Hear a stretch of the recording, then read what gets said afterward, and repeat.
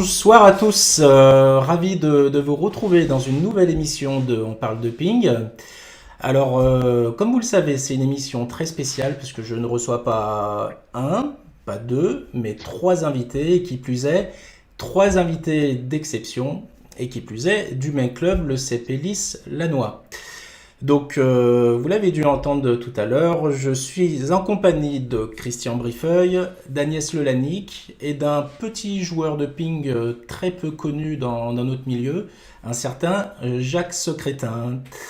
Bonjour à tous, comment allez-vous?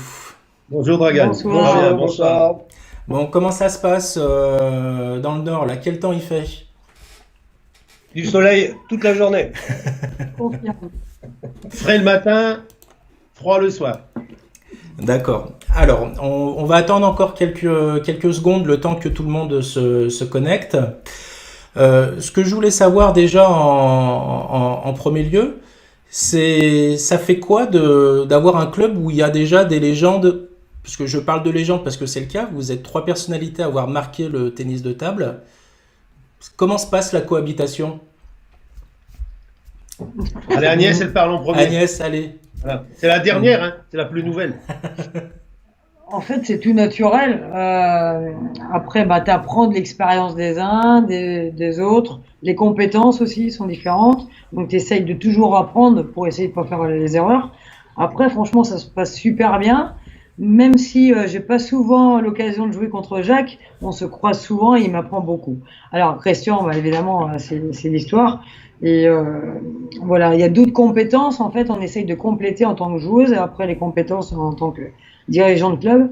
Et j'ai toujours appris à leur côté. Et pour moi, c'est très, très, très riche. Bon. Et tout cela, on essaye de le faire dans une convivialité.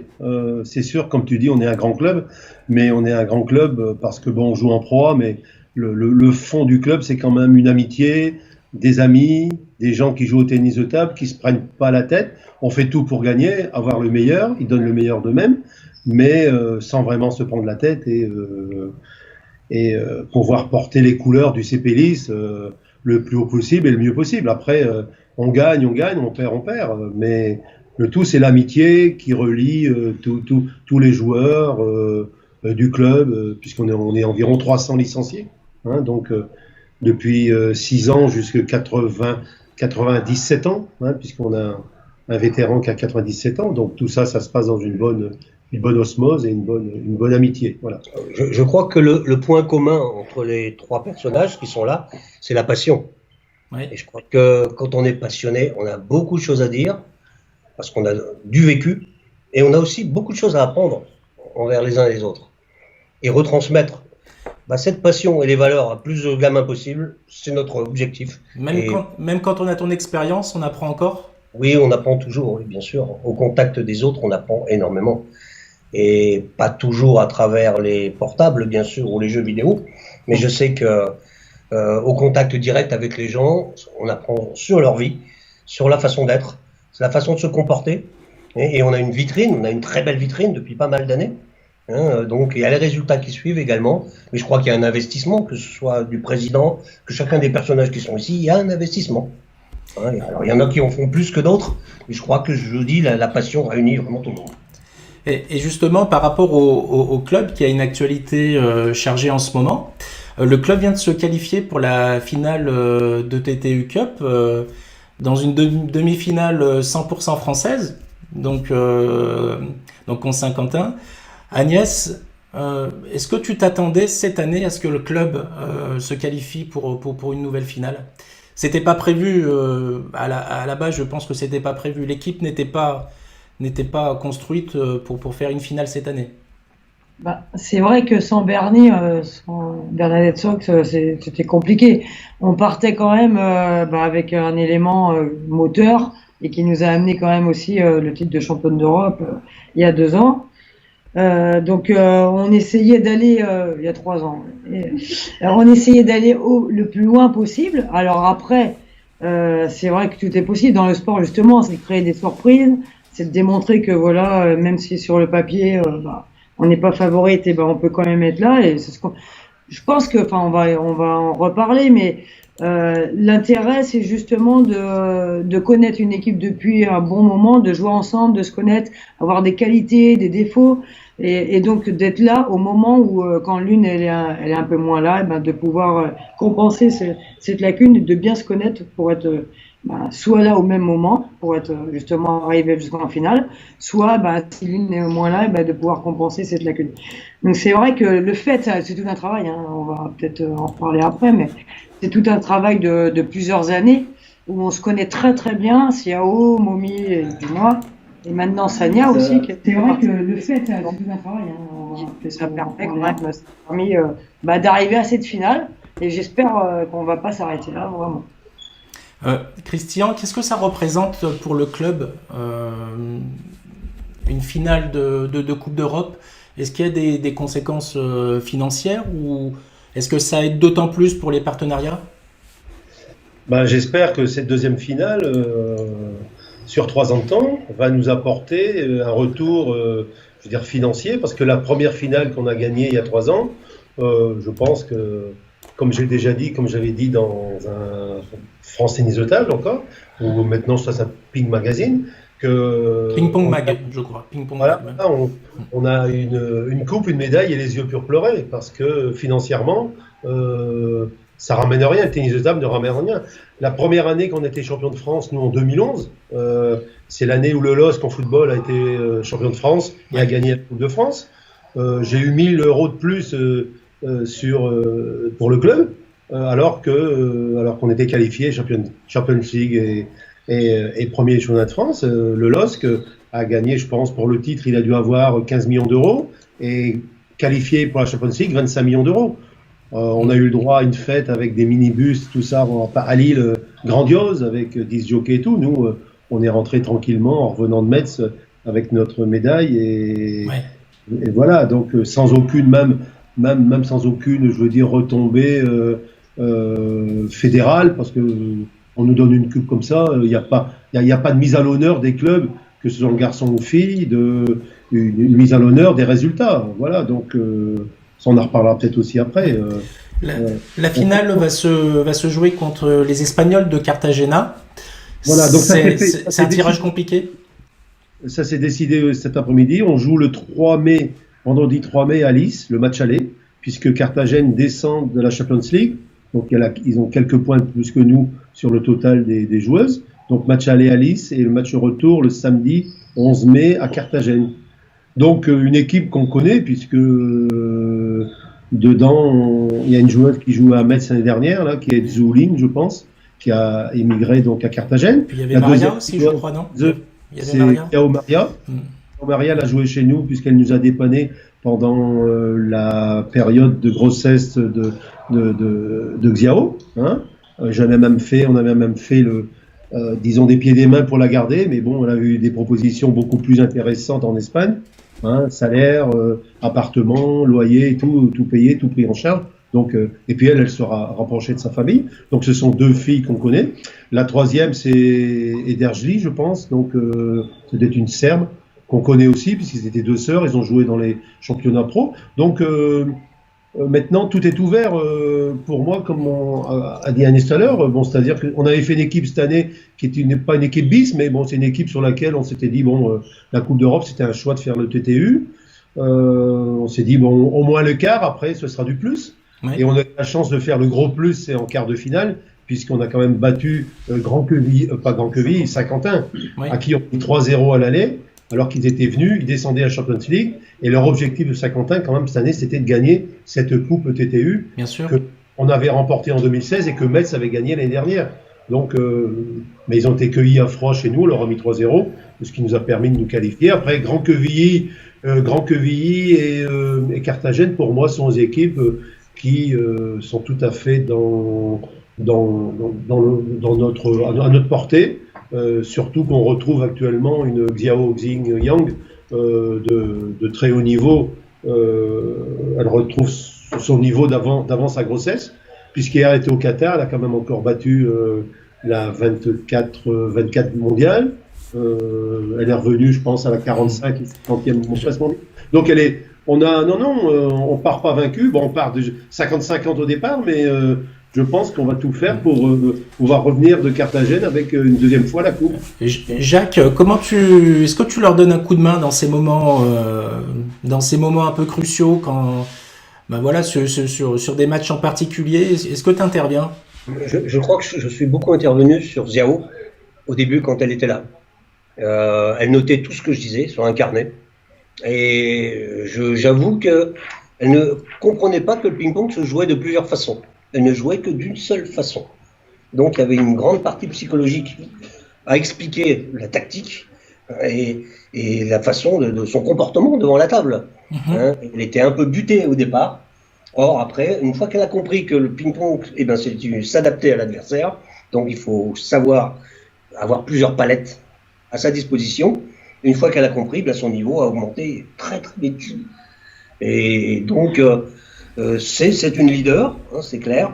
Et je crois que le club, s'il a glané des victoires, c'est en partie grâce à elle. Ouais, c'est grâce à elle. D'accord. Christian, donc la finale c'est le 3 mai, hein. Le match aller c'est le 3 mai et le match retour le 11 mai à Carthagène, un samedi. Ça sera diffusé sur le site de l'ETTU, je pense. Effectivement, mais le dernier match que Carthagène a joué en demi-finale ce dimanche, ça n'a pas été, il n'y avait pas de lave-scoring, alors que c'est une obligation par rapport aux critères de l'ETTU. Donc on espère qu'ils vont faire passer, mais souvent Carthagène ne fait pas passer. Alors est-ce que Carthagène est mal placé pour le passage d'Internet? J'en sais pas, hein, parce que Carthagène c'est un peu en montagne, hein, c'est un peu. Donc est-ce que ça passe? On n'en sait pas. Mais c'est vrai que le dernier match, on l'a suivi. De temps en temps, on avait un résultat. De temps en temps, on avait un autre. On l'avait plus par les joueuses que par le direct live. Voilà. Christian, par rapport à ta position de président en puissance du CP10, comment t'es arrivé? Raconte-nous un peu ton parcours justement qui t'a mené à la présidence. Parce que finalement, on te voit souvent sur les compétitions, et finalement, on en sait peu sur le quotidien du président. Le quotidien du président, bon, il a la chance d'être retraité. Donc je pense que pour diriger un club comme le CPLIS ou même d'autres clubs, je pense que quand on a la chance d'avoir des retraités, il faut en profiter. Des passionnés, bon, comme Jacques, hein, moi je vais avoir 71 ans cette année, Jacques en a eu 70. On est de la même génération, passionné 60 ans de ping, et formé à l'école de Monsieur Jean Devis. Enfin, je dis monsieur, comme on dit monsieur Jacques, moi je dis Monsieur Jean. Monsieur Jean Devis, c'est le monsieur qui m'a mis le pied à l'étrier du tennis de table quand j'avais 10 ans, et je ne l'ai pas quitté.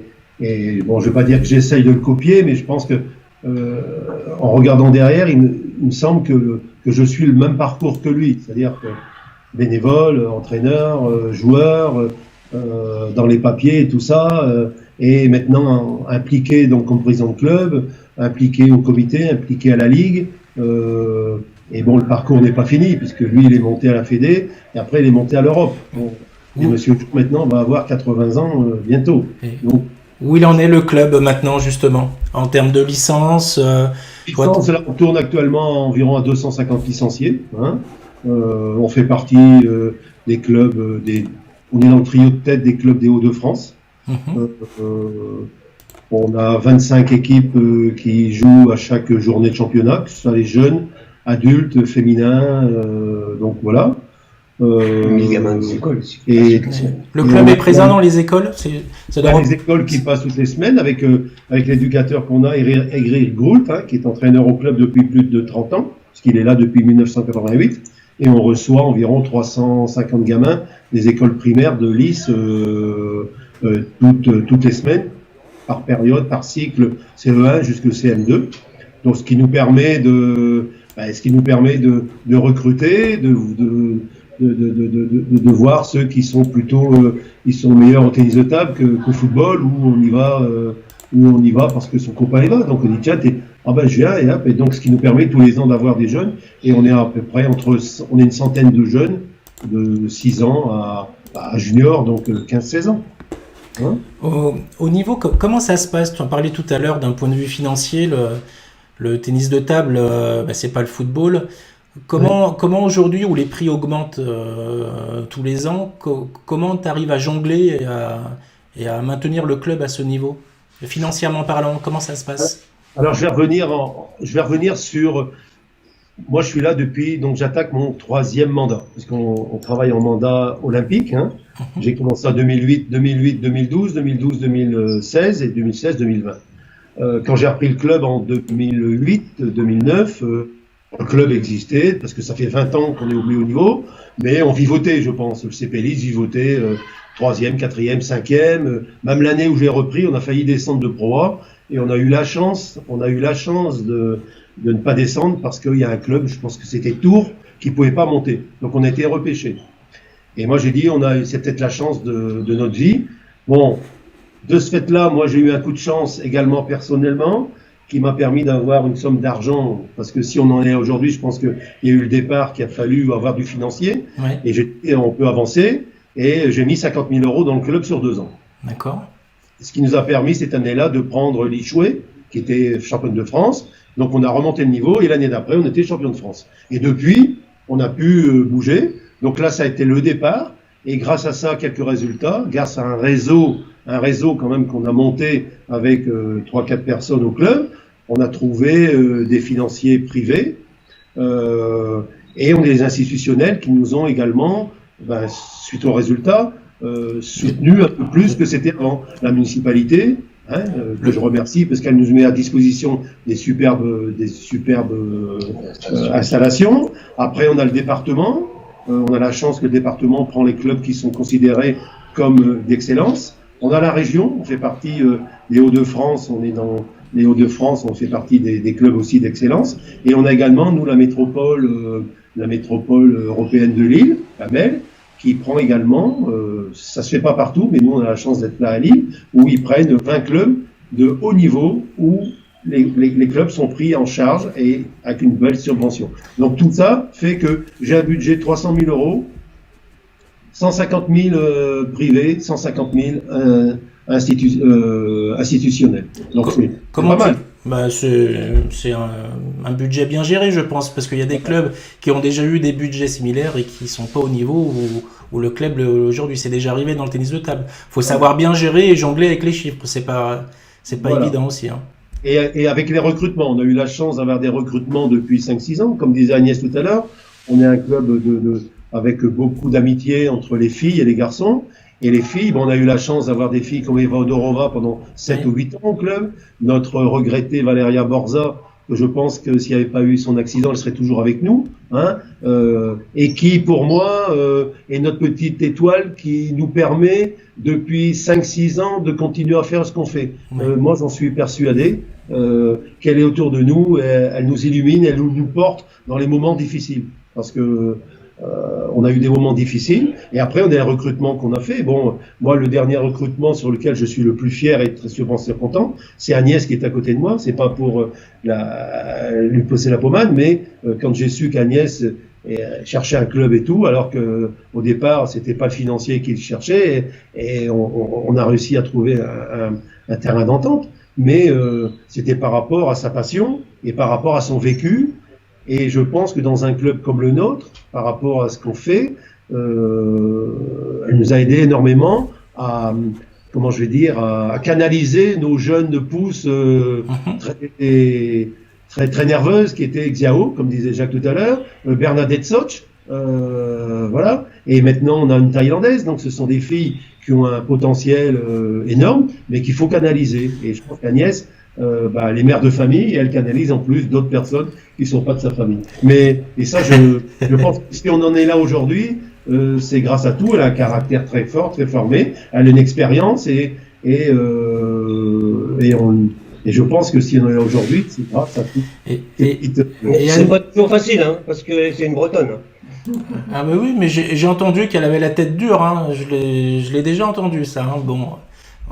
Mais bon. Justement, Agnès, aujourd'hui, tu n'es pas à plein temps joueuse professionnelle comme tu as pu l'être à une époque. Je ne sais pas, d'ailleurs, tu l'as été à plein temps joueuse professionnelle à un moment donné de ta carrière? Alors après, tout dépend ce qu'on appelle joueuse professionnelle. quand tu es une fille et quand tu es jeune, tu as des études à faire. Et après, à partir du moment où tu n'as plus les études, bah, tu enchaînes avec un travail. Parce que ça suffit pas forcément de simplement jouer au tennis de table en tant que féminine. Surtout quand j'avais 20 ans ou 25 ans, ça suffisait pas pour mettre de côté. Donc j'ai tout de suite travaillé après en complément avec le tennis de table. Donc j'ai pratiquement jamais fait que ça, quoi. Et puis de toute façon, j'avais une famille qui était derrière et qui me disait c'est d'abord les études, d'abord le travail et après le sport. Alors j'ai fait ça 1 an ou 2 quand même quand j'étais en équipe de France où il fallait vraiment, on partait 6 mois par an, donc c'était impossible de faire autre chose. Mais dans l'ensemble, non. Après c'est vrai, je suis professeur de sport donc à la direction régionale jeunesse et sport. Je m'occupe d'ailleurs du sport féminin notamment, du développement du sport dans les quartiers, QPV, ZRR. Et puis aussi tout ce qui est formation, double projet, sportif de haut niveau. Et tu arrives à garder un niveau, un top niveau avec ce planning? Alors après, Comment ça se passe l'entraînement justement? on traîne 6 heures par jour, c'est sûr. Après, je pense que maintenant, à mon âge, bon déjà, il faut que je gère mes capacités de récupération. Donc m'entraîner 6 heures par jour, pour moi, ce serait impossible. Après, se connaître bien, ça permet aussi de pas faire certaines erreurs et d'adapter peut-être son entraînement différemment, plus de qualité que de quantité. Et puis aussi, j'essaye de jouer avec des scènes de jeu, des garçons au club, des filles, de changer, de varier, ce que j'avais pas toujours, même en équipe de France où on devait jouer tout le temps entre filles. Et donc j'ai quand même plus de possibilités qu'à une certaine période qui me permettent de compenser le manque de quantité que j'ai tous les jours. La tactique joue beaucoup aussi dans le tennis de table, ce qui fait que l'envie, la passion, comme disait Jacques, et aussi la tactique peut permettre parfois de compenser quand il y a trop d'écart. J'avoue, c'est compliqué, mais je pense que les filles me poussent beaucoup, toute l'équipe me pousse beaucoup. Christian, j'ai envie de redonner tout ce qu'on me donne. Donc vraiment, aussi bien tous les bénévoles. De toute façon, c'est la raison pour laquelle je suis arrivé dans le Nord. C'est que au lieu de faire des allers-retours, j'ai voulu m'implanter. J'ai voulu vivre vraiment l'ambiance du Nord avec tout le club, avec tous les bénévoles, tous les supporters. Faut venir vraiment à un match où là, on voit tout le public ou qui est derrière. C'est quelque chose, ouais. En effet. C'est vrai que ça donne des frissons et tu as envie de redonner ce qu'on te donne. Donc rien que pour ça, en fait, souvent tu te dépasses et en tout cas tu essayes de te dépasser quand tu as un minimum les moyens. Et Agnès, est-ce que ton matériel et ta gestuelle, parce que tu es défenseuse et défenseuse, ça se perd aujourd'hui dans le tennis de table moderne, hein. Il y a plus beaucoup de puristes, je dirais. Et est-ce que justement, avec l'expérience, tu te bonifies pas dans ce schéma de jeu, justement? Parce qu'on a tendance à penser, quand on prend de l'âge, on revient à la table, alors qu'en fait, pas forcément pour toi. Alors, la défense, c'est vrai, il faut du physique. Alors, pour moi, c'est vrai, même si j'ai pas l'entraînement à la table comme il faudrait un peu plus peut-être, j'essaye de faire beaucoup de physique, de courir, enfin d'entretenir en tout cas ma condition physique pour pouvoir être là au bon moment. Après, honnêtement, quand on parle de raquette pour la défense, avec la balle de 40 mm, moi, ça m'a fait un choc. Les modifications de 11 points, ça m'a fait un choc. Les services, la modification des services, ça m'a fait un choc. Enfin bon, j'ai vécu plusieurs évolutions. Mais fallait changer de sport, non? Fallait changer de sport, du coup. C'est pas le même sport, j'avoue, c'est pas le même sport. Mais un peu moins que la question, parce que j'ai pas le même âge, je suis jeune, moi. Il fallait que je le dise. Mais cela dit, plus jeune. Non, tout est relatif. Mais franchement, le matériel aussi, je dois l'évoluer. Donc j'ai appris à évoluer. Et Lazare, en fait, qui est à côté, il m'aide beaucoup parce que de temps en temps, j'essaye aussi le Ténergie, j'essaye des revêtements que jamais j'aurais pensé avant. Ouais. Et qui me permettent quand même de faire évoluer aussi mon système de jeu et évoluer aussi à attaquer davantage, enfin varier par rapport aux conditions actuelles de jeu, quoi. Et pour l'avenir, alors j'ai une triple question, mais avec une constante au milieu. Est-ce que tu te vois présidente du club? Est-ce que tu te vois présidente d'une instance, un comité, une ligue, voire une fédé? Est-ce que tu te vois un jour, peut-être vu que tu as tes diplômes d'entraîneur, est-ce que tu te vois à la tête de l'équipe de France ou à la tête de la présidence de la République? Apparemment, c'est d'actualité. Dis-moi. J'ai pas le bandeau. Gilet rouge. Alors, j'ai vécu la fonction d'élu. Donc j'ai fait 8 ans de comité directeur de la fédération. Là actuellement, je suis adjointe au sport à la ville. Aussi, non, je me vois pas présidente de comité, je me vois pas présidente de club. Je préfère à ma place plutôt autour d'une équipe, d'apporter mes compétences et ma passion, voilà, essayer d'harmoniser, essayer de donner en fait, de redonner tout ce que je sais, mais vraiment à des joueuses ou à une équipe de joueuses. Donc oui, j'ai postulé, voilà, on va en arriver là. J'ai postulé au poste de l'équipe de France D'accord. féminine. D'accord, Donc ok. on est en plusieurs, hein. On est en entretien, on est en phase d'entretien.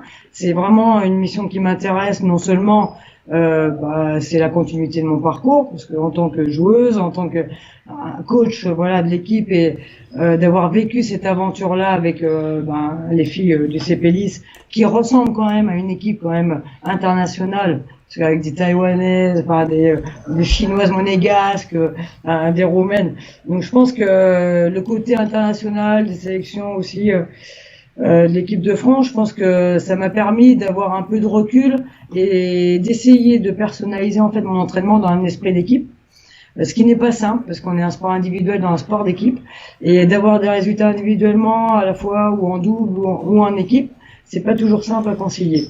Donc ouais, ça me plairait, c'est un beau challenge. Après, Alors Agnès, quelques questions des internautes. Déjà, on te dit Agnès présidente, donc c'est Delphine Subilo qui te dit Agnès présidente. Et il y a Fab PZS qui te demande si tu seras présente à Bordeaux en 2020 pour les championnats du monde de vétérans. Mon souhait, évidemment, c'est d'être à côté de Jacques, au championnat du monde vétéran en France. Mais après, bon, évidemment, comme je viens de le dire, j'ai postulé au poste de sélectionneur de l'équipe de France, donc féminine. Donc c'est année olympique, année Tokyo. Donc après, ça peut m'amener à faire des déplacements ou des prises à des moments où peut-être qui sont complémentaires avec le championnat du monde. Alors, Si je suis disponible, Jacques, excuse-moi, on te demande de venir dans le cadre. Voilà. Donc, ouais, voilà. N'écrase pas Agnès quand même, hein. Excuse-moi Agnès, tu peux y aller. Mais non, mais voilà, si je suis disponible, je veux à tout prix le faire. Après, mon emploi du temps d'ici 1 an, c'est complexe, donc j'ai pas toutes les données pour pouvoir répondre à la question. D'accord. On va passer à un autre sujet. Donc, tu es à côté d'un petit joueur, hein, pas très connu. Donc, Monsieur Jacques Secrétin. Donc, je te le disais avant l'émission, Jacques, c'est un honneur de te recevoir et de passer un moment avec toi. Et c'est surtout d'une gentillesse incroyable de partager ces moments avec des pongistes, parce que tu es habitué des émissions télé, t'en as fait des centaines, voire des milliers même, je pense. Mais je pense pas que t'en aies fait où il y avait uniquement des pongistes de l'autre côté. Non, c'est la première fois. Voilà, donc c'est un honneur de t'accueillir. Je voulais juste refaire un palmarès très bref, parce qu'il est long comme... il est trop long. 61 fois champion de France. Tu m'arrêtes hein, si je me trompe. 67. 67. Donc toutes les données qui circulent sur Internet, c'est faux. Alors c'est 67. 67 titres de champion de France. 67, d'accord. 23 titres de champion de France par équipe. Oui. Une Coupe d'Europe. Non, 7 Coupes d'Europe avec le Valois-Perret. J'en ai joué 4. En indive, pardon. En indive. En indive. 7 champions d'Europe, oui. 7 titres de champion d'Europe. De quel titre tu es le plus fier? Le titre où je suis le plus fier? Je vais parler de médailles, parce qu'on souvent me demande, parmi toutes les médailles, quelle est celle que je préfère. C'est le fair play mondial. J'ai eu le fair play mondial à Tokyo. C'est la médaille que je préfère. Parce que ça a été à l'unanimité, au niveau des dirigeants mondiaux, au niveau des arbitres, au niveau des instances mondiales. Et ça, pour moi, c'est très représentatif. Et c'est une façon d'être, c'est une façon de communiquer avec les autres et de représenter la discipline que j'aime. Alors, il y a Olivier Seignez qui ne tarit pas d'éloges. Christian l'Éternel, président. Il lâchera jamais. Et Jacques l'Éternel, joueur. Merci pour eux, merci pour le ping en France. Et c'est vrai, ça résume un peu le sentiment global de ton image dans le ping d'aujourd'hui, et je pense dans depuis toujours, c'est que tu as marqué la discipline à l'image en reliant plusieurs générations. Si je fais un comparatif avec le foot, c'est un peu juste Fontaine et Zidane, et tu as réussi à rapprocher ces deux générations. Moi, j'admirais toujours les autres sportifs de très haut niveau, et j'ai eu l'occasion de les rencontrer. Et en fait, ce qui m'a plu, on cherche toujours une forme de reconnaissance, tous les uns et les autres. Hein. Et en fait, c'est quand j'ai rencontré que ce soit Zidane, les gens de l'équipe de France de football, les gens connus dans le monde entier, les gens de la Formule 1, etc., ils avaient un grand respect, en fait. Et c'est pas parce que moi je faisais du ping-pong, du tennis de table, ils avaient un très grand respect. Et ça, on parlait le même langage quand on était ensemble, on parlait sport, et il n'y avait pas, quels que soient les sports d'argent, professionnels ou pas professionnels, il y avait une grande déférence entre les uns et les autres, hein, voire une grande amitié. Et je crois que, même si on ne pouvait pas se rencontrer tout le temps en permanence, je crois qu'il y a une amitié commune sur le plan mondial de tous les sportifs. Il y a un respect. Il y a un respect. Un respect, parce que c'est des sacrifices pour tout le monde, que ce soit dirigeant, joueur ou même bénévole, c'est des sacrifices. Et je crois qu'à partir du moment où on respecte ces personnes qui sont présentes pour ces sacrifices, eh bien c'est génial. Ça fait vraiment un but commun. Jacques, tu viens de fêter tes 70 ans. À quel âge? J'ai entendu un âge, tu me diras, parce que apparemment toutes les infos qui circulent sont fausses, et pourtant c'est sur tous les sites et sur les grands médias. À ce qui paraît, tu as commencé le tennis de table à 4 ans. Oui, exact. Et tu as été champion de France senior à 12 ans. Non, pas à 12 ans. J'étais en équipe de France senior à 13 ans, j'étais minime. Ouais. Et à 15 ans et demi, j'étais champion de France adulte senior. Bon, à 3 ans près. on prend, Agnès, tu prends pour 3 ans de plus. Comment c'était le ping avant, Jacques? Qu'est-ce qui a changé par rapport à aujourd'hui? Différent, c'était tout à fait différent. D'abord, c'était en 21 points. Puis il y avait des filets qui étaient à 17-25, 2 cm de plus en hauteur. Et puis on jouait avec des raquettes en papier de verre, on jouait avec des raquettes en bois, on jouait avec des raquettes armées, c'est-à-dire des lamelles de fer à l'intérieur, on jouait avec des raquettes sèches, et ensuite est arrivée la mousse. Là, c'était une vraie révolution. Mais elle n'était pas réglementée en épaisseur. Donc mon père m'avait fait une raquette en protège-mousse de tibia de joueurs de football. Hein, en protège-tibia de joueurs de football. Et la balle rentrait, mais elle sortait dans tous les sens, parce qu'elle sortait qu'au bout d'un moment de la raquette, et c'était extraordinaire d'arriver à maîtriser ce genre de jeu. Et donc, il y a eu une sacrée évolution, parce que j'étais défenseur comme Agnès au départ, hein, donc il fallait courir beaucoup, mais je préférais le football, hein. Je jouais énormément au football, hein. Et je pouvais rentrer à Calmette, à la première école de football française, hein. Elie Frouchard, à l'époque, voulait me faire rentrer à Calmette, hein, parce que j'adorais le football, parce que je cavalais, j'avais un poumon, en fait, à l'époque, en milieu de terrain, sélectionné Coupe Bardella quand même, finaliste académique. Tu pouvais rentrer à Lens, non? Oui, je pouvais rentrer à Lens, à l'école Calmette, justement. Et donc, il a fallu choisir à un moment donné. Hein, parce que j'ai choisi le ping-pong, pourquoi? Le tennis de table, pourquoi?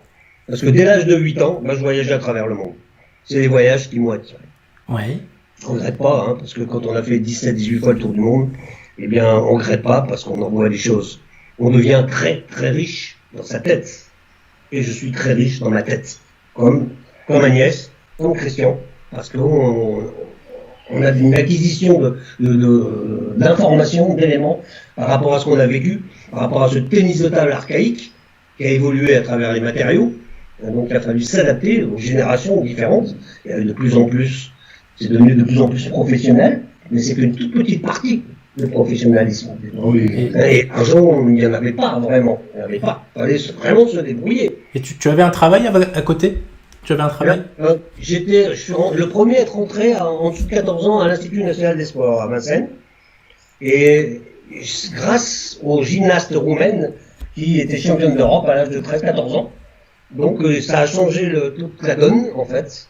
Et j'ai pu rentrer au collège d'enseignement des jeunes athlètes à Vincennes. Voilà, donc on était étudiants et en même temps on s'entraînait tous les jours au tennis de table. Après, et à un moment donné, il a bien fallu gagner sa vie. Donc je suis rentré à l'EDF, j'ai passé le diplôme d'opérateur mécanographe. mais on m'aidait pas du tout, parce qu'il fallait que je rattrape les heures. Chaque fois que je partais à l'étranger, il fallait que je rattrape mes heures. Donc, Incroyable. 1h du matin à 4h30 du matin. Et il fallait s'entraîner tous les jours à l'INSEP aussi. Ah. J'ai tenu 3 mois et après j'ai dit à la fédération, je peux plus venir. C'est impossible de venir. Et donc j'ai failli partir en Allemagne ou en Espagne où on faisait des ponts d'or à cette époque-là. Et la fédération m'a trouvé un poste au ministère. Ils se sont dépêchés parce qu'ils sentaient bien que j'allais partir. Je ne voulais pas partir. Bon, c'était des réponses économiques. Bien sûr, bien sûr. Donc voilà, et après ça m'a permis de passer le BE1, BE2 et j'ai eu le BE3 aussi également. Voilà, donc je pouvais être entraîneur national, directeur technique national. Donc après, c'était lancé. Il n'y avait plus ce souci financier. Et une autre anecdote. Ça m'a clair et le chaud, ça m'a permis de compenser le manque des finances aussi. D'accord. Parce que la fédération n'était pas capable de financer la totalité d'une équipe de France en fait. Et quand tu parlais de budget dans un club, quand j'étais le directeur sportif à Levallois-Perret avec l'équipe de France, j'avais un budget d'1 million d'euros.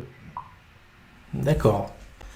D'accord. On te pose la question, Jacques, comment tu t'es adapté à la balle plastique? On a déjà joué avec la balle plastique. Et ça a changé. Ah bon? La gestuelle. Il y a 60 ans. Et on a joué à la balle plastique déjà à l'époque. C'était pas celle d'aujourd'hui? Elle ressemblait à celle d'aujourd'hui? Ou Elle était plus petite déjà. Elle était plus petite, mais ça a changé toute la gestuelle. Il a fallu s'adapter à ça. Et le plus grand changement, c'était même pas la balle plastique. Ça a été la colle rapide. La colle rapide où il fallait changer de plaque en permanence, c'est-à-dire que moi j'étais celui qui utilise le moins dans le monde de plaques. J'utilisais que 230 plaques à peu près par an. Alors que les Suédois utilisaient près de 300 plaques par an. Il y avait des bulles qui se créaient, on s'entraînait toujours. Quasi une par jour, c'est dingue. Extraordinaire. Mais ça a changé toute la gestuelle. Ça a été beaucoup plus rapide, il a fallu s'adapter. Et on voit l'évolution actuellement avec les Asiatiques. Mais à l'époque, l'Europe était très forte. Bien sûr, bien sûr. Les Soviétiques, à mon époque, étaient aussi forts que les Chinois. Ils étaient toujours 50-50. Il y a l'ex-Yougoslavie, il y avait les Tchèques, il y avait les Hongrois, il y a les Suédois qui sont arrivés après derrière. On était en train de rattraper la Chine. Et là, grâce à des matériaux ils ont inventé eux-mêmes, ils ont pu tenir 10 ans l'écart. Mais on était vraiment en train de rattraper les Chinois et même de les battre. Parce qu'il y a eu 2 matériaux différents de la même couleur et ils tournaient pendant le geste, ils tournaient leur raquette. Ce qui fait que l'adaptation était extraordinaire. Les meilleurs joueurs d'Europe faisaient 5 points par set. C'était fabuleux. Et Jacques, les lecteurs sont fans de tes petits secrets. Jacques, tu as joué sur des tables qui portaient ton nom. Donc c'est Lakhdar Boudamani qui dit ça. Excuse-moi Lakhdar si j'ai mal prononcé. Quel effet ça faisait de jouer sur une table à son nom? Bien, disons que financièrement, ça aidait beaucoup. Ensuite, la société Cornillo, pour ne pas la citer, elle ne vendait que 20 000 tables à l'époque. Ouais. Et ils avaient besoin d'un nom. Et en même temps, j'avais la société Kettler en Allemagne qui voulait me prendre sur une gamme de tables. Et la société Kettler vendait 200 000 tables par an à l'époque. Ouais. Et la société Cornillo vendait que 20 000 tables. 10 fois moins. Ouais, par an. Je suis resté en France parce que c'était un projet qui était intéressant parce qu'ils voulaient créer des tables de compétition. En 2 ans, ils vendaient 110 000 tables avec mon nom sur les tables. Incroyable. Cocorico. Dans les 3/4 des tables. Et en 2 ans, ils étaient devenus numéro 2 en Europe en vente de tables. Cocorico. À tel point que il y avait mon nom en gros en diagonale, il y avait Cornillon dans l'autre diagonale. Et les gens demandaient les tables secrétains, ne demandaient plus les tables Cornillon. Oui. Donc du jour au lendemain, ils ont mis juste ma signature sur un coin de table. Parce que leur marque était en train de disparaître en fait quelque part. Mais ça a été un essor pour eux extraordinaire. Ça a été la même chose pour les revêtements, enfin pour les raquettes. Moi, ma première raquette, c'était une raquette Jacques Secrétin, et c'était le summum de la raquette qu'il fallait avoir. Enfin, mon entraîneur dit non, prends cette raquette, c'est la meilleure. Quand on commence, on ne sait pas. Il y avait 300 000 raquettes à mon nom qui se vendaient en France. Et j'étais numéro 2 en Allemagne dans les ventes de raquettes aussi. Incroyable. Agnès, c'est pour quand une raquette à ton nom? C'est déjà arrivé? C'est déjà arrivé? Oh là là. Mais surtout en défense, déjà il y a des Pour votre information, je vais avoir à nouveau des raquettes à mon nom, bientôt. Ah, Elles vont sortir, là. Ça sera des bois. Ça sera des bois, mais pour les gamins. Pas très cher, mais de qualité. Des bois de qualité pour des gamins. c'est top D'ailleurs, ça. ça coûtera 20 € le bois, mais un bois de très haute qualité. Et on pourra les Donc, ça, retrouver où? c'est On pourra les retrouver où? Port de l'Est. Je ne veux pas dire leur nom. D'accord, ok. Euh, Jacques, tu as connu la grande épopée de Levallois Oui. et maintenant la grande épopée du L'Islanois. Tu as toujours été très fidèle dans tes choix, que ce soit dans tes choix de club, dans tes choix de produits ou dans ta manière de comporter. J'ai pas changé souvent de club. Hein. En 65 ans de carrière, j'ai pas changé énormément de club. Ça fait 10 ans, 11 ans qu'il est chez nous, déjà. Ouais. Le Valois, ça fait combien d'années? Moi, je suis plus pour la fidélité dans les clubs. Hein, c'est vrai que dans ce club, je m'investis moins qu'à Levallois. Mais à Levallois, j'étais directeur sportif. Ça faisait partie de mon métier. Après, il y avait 500 licenciés, 4 entraîneurs, une secrétaire à temps complet. C'était vraiment une industrie. Hein, donc là, je cherchais des sponsors. Alors, je le fais à ma façon. J'aide à ma façon, pas comme je le voudrais. Mais je crois que quand on a donné, il y a un moment donné, on fatigue beaucoup plus et on a envie d'un peu moins s'investir. J'aime toujours le tennis de table, je m'investis dans les écoles, je m'investis toujours dans les prisons. Oui, j'allais en parler justement. Tu as des actions de ce type et aussi dans le milieu handisport également. L'e-sport aussi, oui, bien sûr, qu'ils me demandent tous les ans si je veux pas revenir. On y reviendra tout à l'heure. Une autre question de Bruno Ruiz. Alors, il allait la chercher, celle-ci. Jacques, en 1977, tu es champion du monde en double mixte avec Bergeret et en 84, champion d'Europe en double mixte avec Valentina Popova. Oui. Pourquoi avoir changé de partenaire? Oh. Ah, il y a une histoire derrière tout ça? Claude, c'est une ancienne, énormément de caractère. On aurait dû être 5-6 fois champion d'Europe. Parce qu'on dominait quand même sur le plan mondial, on dominait les équipes. On s'entendait très bien, on était très complémentaires. Le seul problème, c'est à cause de son caractère, à chaque fois qu'on arrivait en quart ou en demi-finale des championnats d'Europe, elle pétait un plomb. Elle va être contente. Elle pétait un plomb, c'est-à-dire, quand elle n'arrivait pas à faire quelque chose, je lui disais, essaie de faire comme ça. Non, elle voulait y arriver. Donc on s'engueulait en fait. On s'engueulait. Et on n'a jamais été champion d'Europe ensemble. Hein, et d'ailleurs, on a arrêté de jouer ensemble. Et on a été champion du monde 2 ans après. Parce que là, on a fait attention à nous. Et on a rencontré toutes les meilleures équipes du monde. C'est une histoire. Mais on aurait dû être champion d'Europe 5-6 fois. Normalement. Et pourquoi Popova? Ah, Valentina Popova. Ah, Tu connais l'histoire, Christian? Tu connais l'histoire? Je connais pas l'histoire. Par contre, J'avoue qu'on était amoureux l'un de l'autre. Voilà. Donc, on était très amoureux l'un de l'autre. Est-ce que c'est difficile de jouer avec son amoureuse, justement? C'est pas facile. Parce qu'il faut maîtriser la sensibilité. Alors, quand on a été champion d'Europe, on sait vraiment, c'était les doigts dans le nez. On s'est baladé sur toutes les équipes. Ça a été beaucoup plus difficile sur le plan mondial. Parce que, quand on est arrivé en quart de finale, on n'était plus dedans, on n'était plus là, en fait. Donc, on vivait une histoire différente du tennis de table. Les 3 soirées. Donc, Bruno, tu as ta réponse et je pense qu'elle est assez claire. Jacques, tu as été élu meilleur joueur du siècle par tes pairs. oui. Qu'est-ce que ça représente un tel titre du siècle? C'est une forme de reconnaissance aussi. Je crois que c'est la longévité qui a fait que, déjà, le nom secrétin, c'est pas facile à l'école. Hein. Ensuite, ce nom, il est vraiment facile à retenir quelque part. Et ça a été, la longévité a fait que les gens sont restés imprégnés de ce nom, et ça a traversé plusieurs générations. Parce qu'en fait, c'est tous les grands-pères maintenant, voire les pères, qui ont transmis ça à leurs gamins. Il y a au moins 3 générations. Il y a 3 générations, en fait, qui ont suivi. Et les gens me suivent toujours, c'est ça qui est extraordinaire. Oui.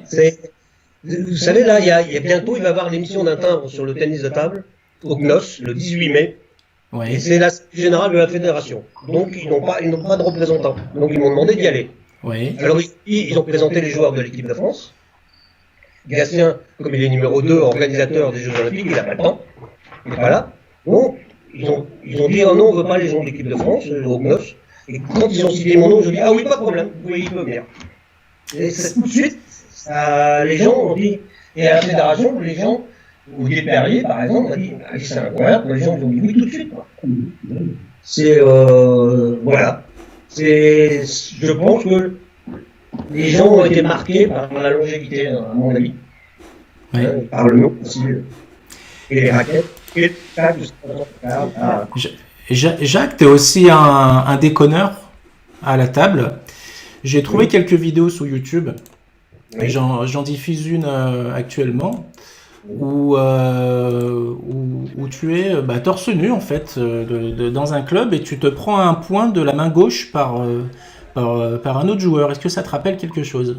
Oui, c'était un après-match où le gars avait parié que c'était une forme de strip tennis de table. D'accord. Et sur un set, lui, quand il marquait un point, il en marquait 2 ou 3. Et moi, j'en marquais qu'un seul. Donc, à chaque fois qu'on perdait un point, on devait enlever un vêtement. Et le gars a fini après, forcément. C'est ça. Et moi, j'ai fini torse nu seulement. Donc, c'est pas qu'à gagner. Et tu es aussi un déconneur là à titre voilà vraiment pour t'amuser, mais de manière un peu plus cadrée et professionnelle. Il y a aussi un show qui a marqué plusieurs générations. C'est le show avec Vincent Purcart. Donne-nous quelques statistiques. Tu m'en as donné quelques-unes tout à l'heure en off. C'est juste incroyable. Sans compter tous les shows télévisés d'1 minute, 3 minutes, 2 minutes et demie dans toutes les télévisions mondiales. C'était une tranche de vie exceptionnelle. Il faudrait que j'écrive un livre dessus. D'ailleurs, il faut que je me dépêche. Hein, D'où est venue cette idée? D'où est venue cette idée? Vincent Purcart est un personnage. Hein, il aurait toujours voulu être artiste.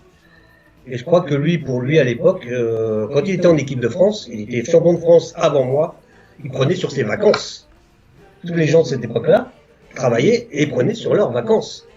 Donc quand il jouait au championnat du monde, championnat d'Europe, on payait déjà même une partie parfois, du voyage. Hein, et eux, ils arrivaient, moi je pensais qu'à m'entraîner, j'étais un gamin. Eux, ils étaient mariés, ils avaient des enfants. Comme anecdote, je peux même vous dire qu'il y en a un qui avait une corde à nœud dans sa valise. Je me disais, mais qu'est-ce qu'il fout avec sa corde à nœud dans la valise? Parce que notre directeur technique national à l'époque, M. Agopov, fermait les portes à 10h du soir de nos chambres, dans les hôtels. Bah lui, il sortait sa corde à nœud, il passait par la fenêtre. Et les gars, ils revenaient par la corde à nœud. Ah, j'ai trouvé ça extraordinaire. Je le raconte maintenant, mais quand on vit ça, et qu'on est gamin, on se dit, c'est extraordinaire. Extraordinaire. Et c'était des gens qui avaient du caractère, qui étaient des bons joueurs aussi. Vincent Purcart était un bon joueur, il n'aimait pas trop l'entraînement, mais c'était un artiste. C'était vraiment un artiste. Et je crois que et avec un toucher de balle incroyable. Un toucher de balle exceptionnel, une répartie exceptionnelle. Il aimait jongler avec les mots, les contrepétries, les calembours, il adorait ça. Et en plus, c'était un oiseau de nuit, donc il fallait bien le surveiller. Et il avait le don de se mettre dans des situations extraordinaires partout à l'étranger. Heureusement, ça se terminait toujours bien. Mais on va pas en dire plus. On va pas en dire plus. À raconter avec lui. Et justement, Jacques, aujourd'hui, tu continues les spectacles avec le tennis de table. Et donc là, tu as un spectacle musical avec Thomas Bouvet, qui est international français en e-sport, et ça s'appelle Les As du Ping. Est-ce que tu peux nous en parler justement? Eh bien, c'est une rencontre qui a été un peu... C'est un nouveau spectacle en fait. Donc on a répété ensemble, il a été enchanté, parce que pour la petite histoire, il est handicapé, hein, mais il est quand même classé 5 ou 600 français. Oui, bien sûr. Chez les valides, hein, il est dans les 5-6 meilleurs mondiaux aussi, en e-sport. Et ses parents n'ont jamais voulu qu'il ait d'aide de la fédération d'e-sport, ou du gouvernement. Donc il est obligé de travailler dans une banque, 3 jours par semaine, et après il s'entraîne. Mais financièrement, quand il doit aller chercher des points pour les Jeux Olympiques, voire Paralympiques, ou les championnats du monde, il est obligé de payer de lui-même. Donc le spectacle, quand on lui a demandé pour faire un nouveau spectacle tous les deux, il a été enchanté, parce que ça va l'aider aussi financièrement, quelque part. Et là, je peux vous dire que ça commence à se faire connaître. On a déjà plus de 40 dossiers déjà là, cette année. Alors, comment ça se passe en fait? Est-ce que c'est des clubs qui organisent? Comment ça se passe, Jacques? Il y a des clubs, il y a des municipalités, il y a les organismes professionnels comme le tennis aussi. Il y a des entreprises. Il y a... Donc demain, mon club peut faire appel à tes services et organiser ça comme il organiserait un tournoi finalement. Et je peux vous dire qu'on s'amuse énormément. Et le public s'en rend compte. Hein. On s'amuse vraiment beaucoup. Et c'est pas détruire le tennis de table, au contraire, c'est parce qu'on l'aime qu'on continue à faire ce genre de spectacle pour faire voir aux gens ce qu'on est capable de faire en fait. D'accord. Faire l'humour. D'accord. Toujours. Ça a été un frein justement?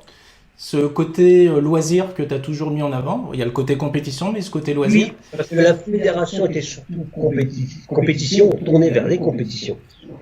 Hein, et c'est toujours comme ça, hein, elle gère les compétitions en fait.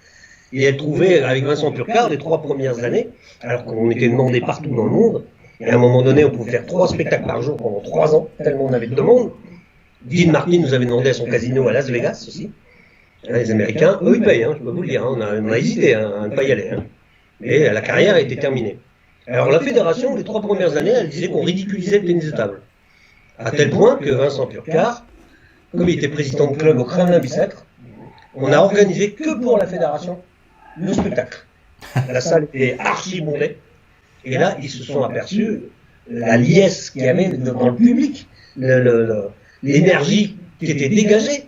Et là, ils se sont aperçus enfin que ça apportait quelque chose. On va faire juste une petite coupure pub. On a un partenaire qui aide aussi à monter cette émission. Donc c'est une marque, elle n'a pas 70 ans, mais ça fait un peu plus de 30 ans qu'elle existe. Elle s'appelle Geo, c'est une marque allemande et qui a le vent en poupe en France. Voilà. Et actuellement, ils font une promo chez un autre partenaire, Mr. Ping, avec 25% de remise sur leur gamme des Nexus. Donc il y a 4 gammes, le 38, le 43 et le 48 et le XT48. C'est des plaques tendres avec de la rotation, où on peut avoir beaucoup de rotation. C'est des produits je dirais, qui vont à un peu tous les styles de jeu, dans le sens où, en fonction de la tendreté du produit, on peut vraiment y adapter. Je vous conseille au moins de tester. Les 20% permettent de tester ces produits justement. Donc la plaque revient à 35,90 €. Ça fait quasi 12 € de remise sur une plaque. Je vous invite à tester. Il y a beaucoup de retours sur internet très positifs. Voilà, donc vous pouvez y aller. C'est en tout cas une marque qui est arrivée il y a quelques années en France grâce à Mr. Ping et qui a le vent en poupe. Jacques, une chose, je voulais savoir, comment on fait pour entretenir cette passion du ping pendant 70 ans? Comment on fait? C'est quoi le secret? Le secret, c'est d'avoir envie de convaincre en permanence et toujours avoir des projets. Et il y a 2 ans, j'ai rencontré un écrivain de 92 ans qui m'a dit qu'un homme, il n'a plus de projet qu'un homme mort. Et je suis d'accord avec lui, quel que soit le projet. Donc, quel que soit le niveau en tennis de table, si on a un projet, un petit projet, au quotidien, voire à plus long terme, eh bien, il faut l'avoir, ce projet. Et on vit avec ça, on vit. Et puis, il y a l'adrénaline. La compétition de haut niveau, il y a beaucoup d'adrénaline. Ouais. Et la notion de partage. Parce que de toute une carrière, moi, ce que je retiens le plus, c'est le partage avec les autres. Et que ce soit dans les défaites, que ce soit dans les victoires. Ça, cette notion est énorme. Si on n'a pas ce sens du partage, ce sens de combativité et de convaincre, et d'avoir des valeurs, de transmettre des valeurs pour les jeunes, eh bien, c'est ce qui fait vivre, en fait. C'est ce qui nous fait vivre, qui nous fait avancer. Agnès, Christian, On l'a aussi. Il dit on a la chance on a la chance, bon, Jacques et moi, d'avoir une santé aussi, de faire. Je sais pas si c'était une mise de table, mais bon, on a quand même, on a tous ces projets, ces ambitions. On a encore des ambitions pour les années à venir, mais on ne le peut faire que si on a une forme, disons, physique qui le permet. Voilà. Agnès, Christian, vous côtoyez Jacques au quotidien. Est-ce que vous le voyez encore comme le grand Jacques Secrétin? Comment vous le voyez justement? Comment est le rapport? Bah, moi, Jacques, je le connais depuis 60 ans et à chaque fois que je parle des gens, tu dis Jacques, bah oui, Jacques, quand on faisait des tournois ou des matchs, je voyais Jacques Secrétin, bah, je disais mon parcours va s'arrêter là. Je ne lui ai jamais pris un set de ma vie. Voilà. Et quand on jouait en championnat, en ce temps-là, je jouais à Saint-Michel-Roubaix. On jouait le club de Fouquier-les-Lances où il jouait avec son papa, sa maman et sa sœur. Bah, quand on jouait là, on savait très bien que on allait revenir avec une valise. Et en ce temps-là, il était petit puisque tout au début, je l'ai connu. Moi, il y avait la raquette qui faisait périscope au niveau de la table. Hein. Et tu disais, bah ouais, tiens, tu vas le mettre des balles courtes, il n'y aura pas. Bah, c'était impossible. Et non, moi, je l'ai toujours, voilà. Et à chaque fois qu'on jouait, quand il joue encore nous, maintenant il joue avec des jeunes du club en régional pour les faire progresser, lui à leur amener toutes ses compétences et ses valeurs, et ben il est toujours là, il gagne, il perd, mais même quand il perd, voilà, il serre la main aux jeunes qu'il a battu, personne bien joué et tout, il est plus dans le résultat, maintenant il est dans faire plaisir et faire progresser les gens qui sont avec lui. Je regardais d'ailleurs, pour la première fois, tu n'es plus numéroté, tu es classé 20, je sais pas si tu le savais. Non, mais je m'en fous. Non, mais je me doute bien que tu es passé à travers tout ça, mais quand même. Agnès, comment toi aussi, tu le connais depuis longtemps, mais... Fier de le connaître. Moi, dès toute petite, j'en rêvais, je voyais les bois, les tables et tout. La première fois que je l'ai connu, je l'ai vu, voilà, je n'ai rêvé, chose secrétin Purcar. Enfin, moi, c'était plus le show que le résultat. Après, évidemment, tout son parcours, tu apprends à le connaître. Et puis en arrivant ici, je savais même pas qu'il était au club en fait. Donc j'ai appris à le côtoyer, il m'impressionne. Voilà, à chaque fois que je le vois, je suis super fier d'une part de pouvoir échanger avec lui. Il m'apprend énormément. Dès que j'ai besoin d'un conseil ou d'échanger, il est là, et il m'apprend. Voilà. Plus que j'ai appris pendant 2 ans, en 5 minutes, il m'apprend des choses incroyables. Je bois ses paroles, ses parcours, comme là, en 1 heure, j'ai appris des choses que je ne savais pas depuis que je suis au club. Après, je pense que quand on a la passion d'un sport, côtoyer vraiment ceux qui nous font rêver, qui nous ont fait rêver, et surtout de voir son exemple qu'à 70 ans, il est encore là, tu te dis que tu as encore de la marche, tu as de l'espoir quand même. Tu peux tenir dans un sport où quand même, on a la chance de faire un sport où on peut tenir longtemps. C'est vrai. En loisir, parce que c'est pas tous les sports. Quand je vois l'athlétisme, la natation, c'est vrai qu'on peut pas dire la même chose. Même si, quelques niveaux, mais cela dit, je le remercierai toujours de me donner encore cette passion et puis de garder cette étincelle qui fait vibrer tout individu. Quoi. Jacques, tu seras présent à Bordeaux pour les championnats du monde? Bien sûr, je serai présent. Et il y a la volonté d'aller chercher un titre sur tes terres. Tu vas te préparer? Je reprends une hygiène de vie. Donc beaucoup moins d'alcool, c'est clair, beaucoup moins de fêtes. Refaire du physique, j'ai besoin de refaire les bras, les abdos et les jambes, c'est tout. Le reste, ça ira très bien. Tant que la tête suit, ça va. Et c'est un objectif, le titre? C'est un objectif, je vais me battre et je vais tout axer. Maintenant, je ne vais pas amuser le public comme je le faisais avant. Je ne vais pas faire le pitre, comme disait la fédération à l'époque, mais je vais être efficace, essayer d'être efficace comme les Chinois d'ailleurs. Et tu as été le premier inscrit, c'est ça, non? J'ai été le premier inscrit avant la date officielle. Voilà. J'ai fait une conférence de presse à Bordeaux. Il y a 1 mois, ils m'avaient déjà inscrit. Et d'ailleurs, ils m'ont invité 15 jours avant pour m'entraîner dans la salle où il y a 100 tables. Et voilà, il y a un engouement quelque part où il y a toute la famille qui sera là-bas, ça c'est clair. Oui. Ils ont des pratiquement réservés. Puis là, je sais que les réservations sont toutes pleines, tout autour. Tous les hôtels sont déjà tous pleins. Ça va être ça va être le feu. Ça va être la fête du ping. 100 à 1600 personnes. Hein. Économiquement, c'est très rentable pour une ville. Hein. Bien sûr.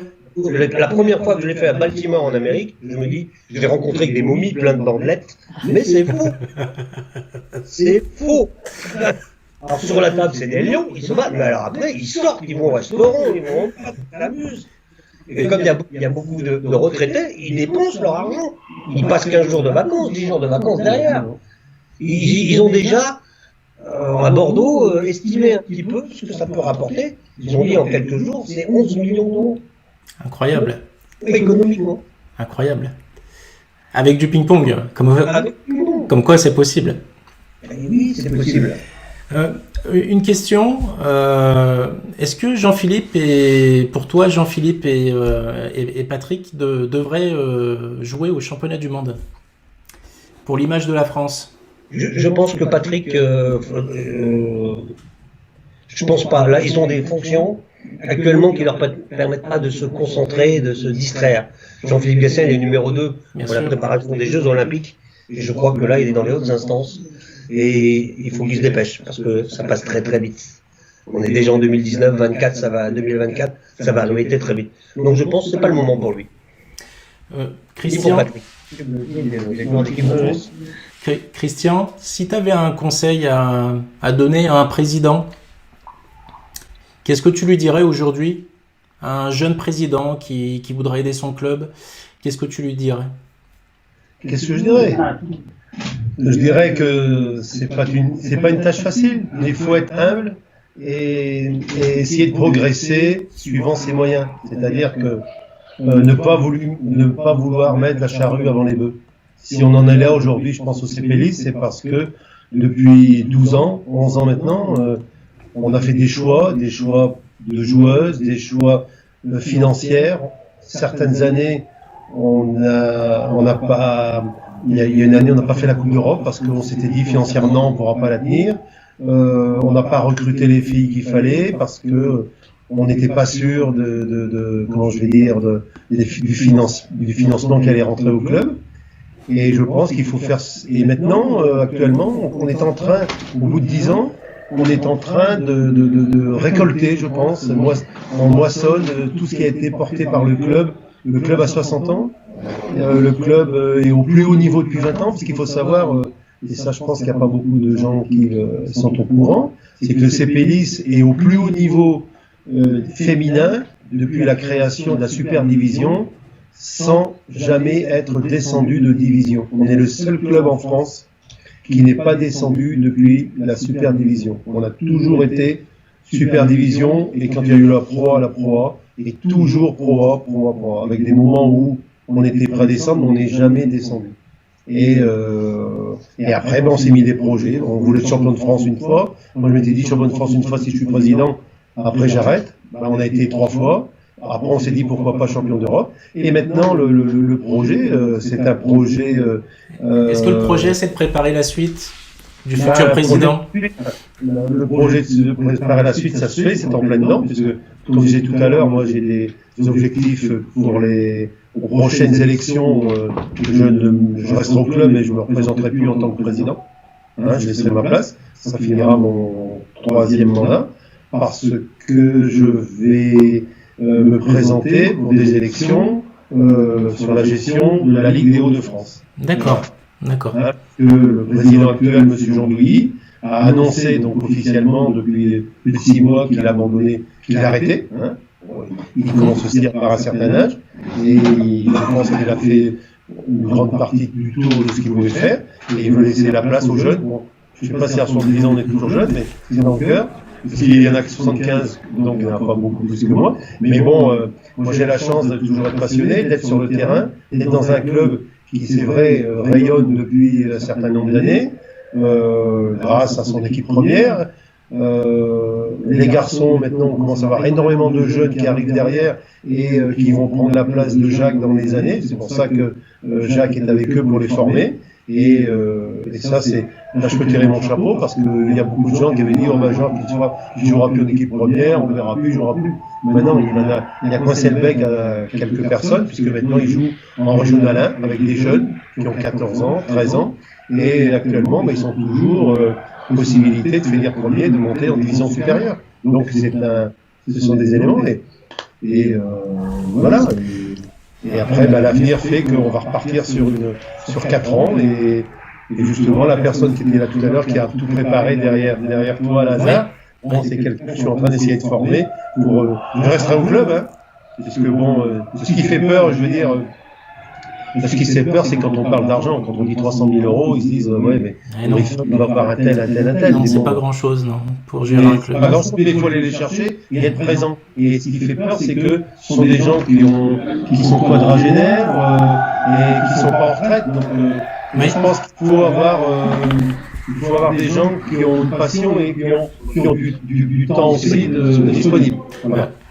Agnès, de la même manière, qu'est-ce que tu dirais à une jeune joueuse qui voudrait faire du tennis de table aujourd'hui? Qu'est-ce que tu lui dirais? D'une part, de prendre du plaisir à chaque moment quand elle vient à l'entraînement, de donner le maximum, de jamais abandonner. Souvent, enfin, dans toute carrière, voilà, ou dans toute passion, il faut toujours apprendre de ses échecs et toujours rebondir. Savoir bien s'entourer, de toujours demander conseil. Et puis la passion, le plaisir, quoi. Enfin, si on vient, on prend d'abord plaisir, mais le plaisir n'empêche pas la rigueur, le goût de l'effort, enfin, le dépassement. Donc voilà, toujours vouloir avoir des objectifs, toujours, comme disait Jacques, hein, avoir des projets, toujours se donner 200%. Après, on atteint le maximum de son niveau, mais au moins on n'a pas de regrets. Et puis franchement, quitte à faire quelque chose, autant se donner à 100% ou à 200%. Donc, plaisir et rigueur dans l'effort. Jacques, le mot de la fin va être pour toi. Voilà. Tu peux dire ce que tu veux. Voilà. Je m'adresse surtout aux jeunes. Je crois qu'elle a résumé quand même. Hein. Et je veux dire que quel que soit le niveau, c'est vrai qu'il faut toujours avoir du plaisir, il faut avoir de l'ambition. Et il faut surtout apprendre à perdre. Quand on a appris à perdre, on se met à gagner. Parce que les jeunes veulent gagner tout de suite. Sans rigueur, justement, sans entraînement. Tu peux nous redire ce que tu viens de dire? Quand on apprend à perdre, c'est là qu'on commence à gagner? On commence à gagner. C'est une belle phrase. C'est une belle phrase. Et tant qu'on n'apprend pas à perdre, justement, ça veut dire qu'on ne gère pas ses propres émotions. Et ça, il faut gérer ses émotions. Et puis avoir des valeurs. Quand on a des valeurs, quel que soit le niveau qu'on atteint, eh bien, c'est génial, parce qu'on atteint toujours son objectif. Et c'est valable, ce plaisir est valable à n'importe quel niveau. Et je pense qu'on va clôturer sur ces belles paroles, parce que c'est vraiment des très très belles paroles. Je voulais encore vous remercier tous les trois. Ça a été juste un plaisir de vous accueillir et aussi un honneur en même temps, parce que je pense pas que j'aurai l'occasion de vous réunir toujours tous les trois et de vous avoir en même temps. Merci Agnès pour le coup de main. Ouais. Voilà, merci Christian, on va se recroiser très bientôt, aucun doute là-dessus. Jacques, merci infiniment, ça a été un honneur. Merci de ce partage avec les personnes qui étaient connectées. Ça fait du bien d'entendre ces paroles.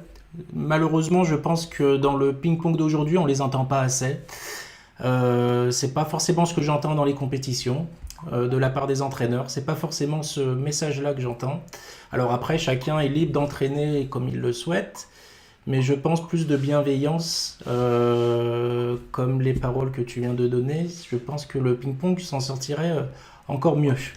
Voilà. Donc merci pour ce partage. Je vous souhaite une bonne soirée. Et puis comme je dis toujours, vive le ping, partagez ping, mangez ping, buvez ping, mais du moment que vous faites plaisir, c'est le plus important. Et quand on fait du ping-pong, ça peut être que sympa. Voilà. Merci à tous. Bonne soirée. Et merci pour ton investissement. Merci. Bonne soirée à tous et à bientôt sur DigiPing. Vous pourrez voir cette émission en replay donc tout de suite après la fin du live sur Facebook. Vous pourrez aussi voir le replay sur YouTube ou sur DigiPing TV. À bientôt les amis pongistes, très bonne soirée et vive le ping. Salut. Salut.